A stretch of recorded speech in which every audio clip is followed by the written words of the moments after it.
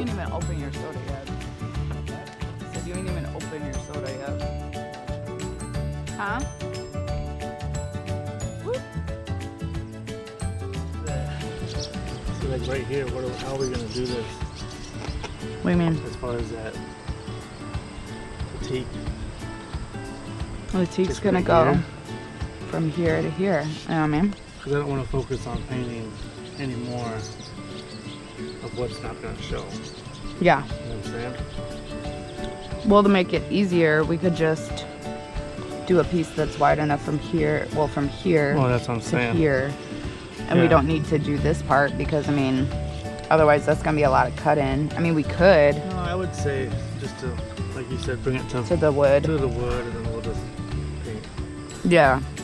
We'll just paint here so far out And then pull it to the front until right where that till here, forward, minus that little strip in the center. You know what I mean? strip there too. Hmm? It goes a long way.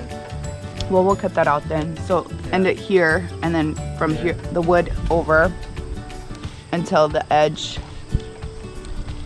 to a corner here, you know, where the grip is, and then just follow the grip, you know? So it's paint around the grip, basically, minus the sides of the wood. What about in the back section? Same thing. You're gonna put that teak stuff back here? Yep. Every place that has grip, it's getting teak.